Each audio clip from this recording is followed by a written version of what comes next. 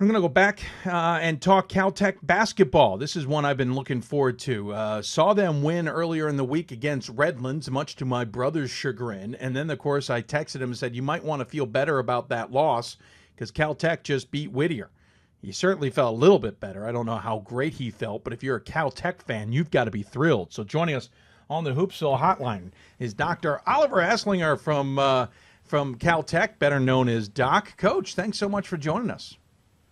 Well, man, thanks for reaching out to us and having us here. Absolutely. You're part of our NABC Coaches Corner segment for tonight.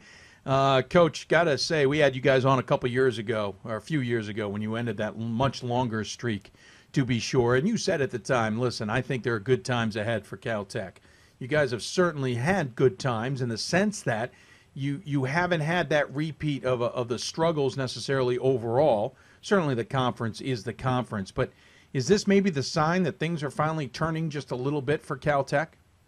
Well, I think it's certainly a tipping point and one that we've been waiting for.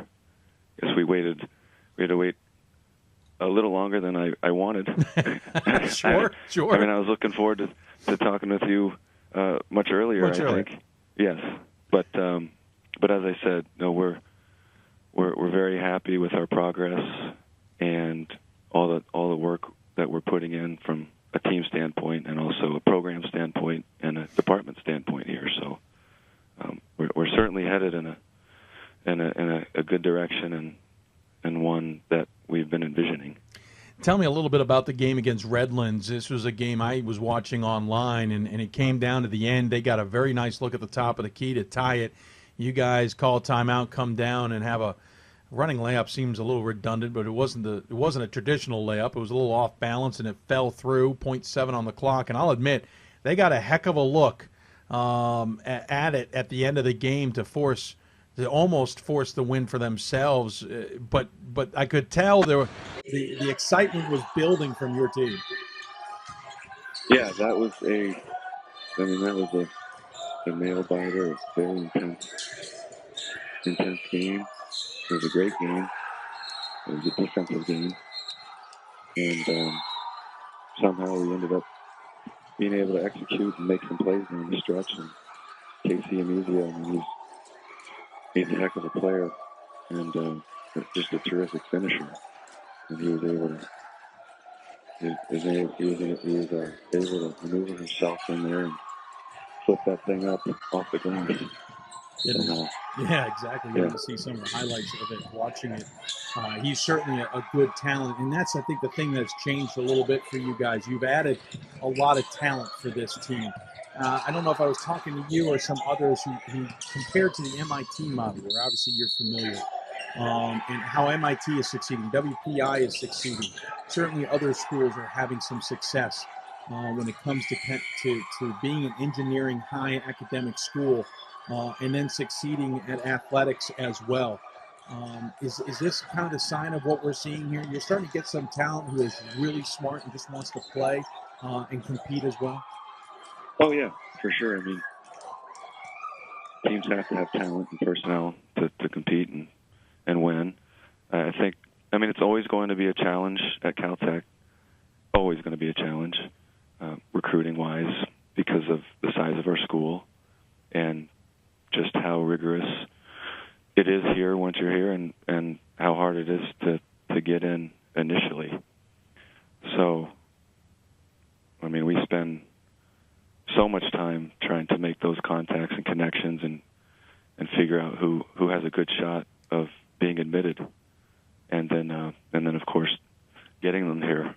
Sure. And matriculating. How much do you guys look to MIT or WPI or any of the other tech schools who have some of the same rigorous academic standards that you guys have? Don't know about the sizes off the top of my head. I don't want to try and compare in that department, certainly. Obviously, you guys are under 1,000 right. full-time. How much do you look at their examples, though, as say, okay, we can take a page out of that book, or we want to try and do that, or... Well, yeah, I think when I first arrived here in 2008, obviously I know those schools well because I came from the Northeast in New England, and at the beginning, I said, yeah, we can do this here too. But now I think it's turned into our own thing. Just the last few years, Caltech is very different than those schools, even though they have to do with STEM and the tech fields and engineering and math and science, of course. But it's a very different place than those. Very different sort of community and culture. I mean, WPI and MIT are very different too. Oh, absolutely. So, yeah. Talk about the Whittier game. You guys kind of blew the socks off that one. I mean, you only put up 49 points against Redlands. You put up 92 against how about that? Whittier. I mean, absolutely. I think I think it might be your highest output of the season. I'm sorry. You put up 96 against George Fox in a scant 99-96 loss there. Oh yeah, that game was so long ago. I forgot. I know, it does feel how like many points we scored there. Lawrence Lee had 38. Yeah, I know. In that game. But you know that's another big win. You get your first back-to-back wins in the SCIAC since 1971, and you do them both at home. It's got to be creating a little bit of buzz, especially as I said, you put up 92 points on Whittier. Yeah, and by the way, clarifying point: the 70-71 season, there was a non-conference game in between those two. So this is actually the first time, like legitimate back-to-back since 1953-54, when Caltech won the SCIAC. Yeah, we're going back a ways. A bit of history there. The game last night, I mean, we knew it was going to be a high-paced game because that's how Whittier plays. Yeah. We knew there were going to be 80-something possessions, probably at least. Yeah. And we just tried to stick to our game plan, and we did. I mean, that's probably the best. The first half might be the best half of basketball that we've played. Of course, the second half was pretty darn good too. So, but some of the fans and supporters' reactions afterwards were very. I mean, they were very proud of us and praising just how we executed the whole game. Tell me a little bit about this team before we let you go. And obviously, stats say one thing, and that certainly captures the attention of many. And we talk about Casey. Is it Amizi? How did you? Yeah, it's actually pronounced Amnesia. Amnesia. Oh, okay. Yeah, Amnesia. Yep. 13.1 points a game. Andrew, is it Hogue? Andrew Hogue. Yep. Nearly 10 points a game.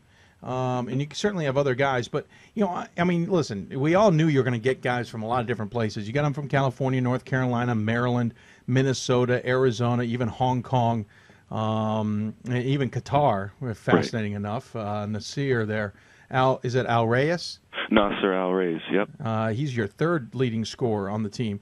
Tell us a little bit more about them academically, though, because what fascinates me when I talk to those at MIT and WPI and yourselves and other places and even other schools, but certainly those, is the fields that they eventually will be getting into.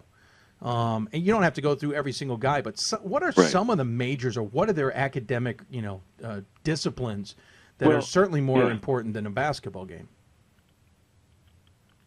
A couple of our guys might beg to differ with you on that and say probably that they came here for basketball. That's probably a fair point.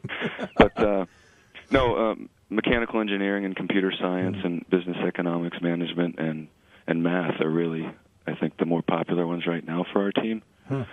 And I mean, these guys, even the summer jobs they get are just unreal. Making $20,000 during the summer, it's not a bad summer job. No. They're all over the place. They come from all over the place, and they go all over the world for the internships and jobs. And once they graduate, they do amazing things. Of course, I think it's just a highly motivated group of student athletes here and students in general. And when you can say that we've got a guy working at Google or Facebook or Microsoft or Bank of America or going into a startup, but you can also say he's leading the SCIAC in block shots or leading the SCIAC in rebounding, or which we can say that right now, which I'm pretty proud of. Yeah, absolutely. It's an amazing group to coach. And one of the questions I got before the show started, which it certainly makes you think. I'd love to get your opinion on it. The person said, and maybe it's rhetorical, The starting five for Kentucky versus the starting five for Caltech. Who will make more in their careers? It's I'd a have thinker. to get my guys together to ask them that. That figure out the math behind that. Yeah, I think it's a thinker. To be sure. We'll probably have a couple millionaires in this group somehow. Yeah, I suspect. Even if you don't have millionaires, they're going to have their careers go longer. I think that's what makes it interesting. Their careers will go longer, so their money might go further. Versus an NBA guy who might play 5 years, get a lot of money, but it might not go very far in the long run. Right. Hey, well, Coach, I really appreciate you coming on the show. I'll freely admit I had a little smirk on my face when I texted my brother last week about the Redlands game. That's his alma mater. But at the same time, I think he had a little grin to his face, too, because I think everybody likes to see teams succeed, and there's nothing better than watching the Beavers start to succeed a little bit on the basketball court because we know they're succeeding in the classroom. Oh, yeah. No, we're very proud to be a part of Hoopsville and just thankful that you continue to promote D3 Hoops the way you do and D3 sports in general. Well, thanks, Coach. I appreciate it. I always give you the final word, though. Any final thoughts you want to share with those who may be tuning in? Yeah, just keep rooting for those smart kids, and when you find some more, send them our way to Pasadena. Yeah, by the way, it's 80 degrees today, I think. I was going to say, it doesn't hurt that you're located in Pasadena, just for the record. You must be loving the fact you're in Pasadena this winter versus being up in New England. I think that every winter, every winter now. Well, Doc, getting used to it here. Yeah, I'm sure you have. We got a great headshot of you out in the sun. It looks great. Thanks so much for coming on the show. I really appreciate it. Good luck the rest of the season. We certainly are going to enjoy watching you guys the rest of the way. Okay, thank you. Absolutely. Take care of yourself. All right, you too. Dr. Oliver Eslinger, better known as Doc, joining us here on the Hoopsville Hotline. Appreciate him taking the time to do that. Should point out that Caltech will probably get a plug, if Coach can still hear us, on ESPN Stats coming up here soon.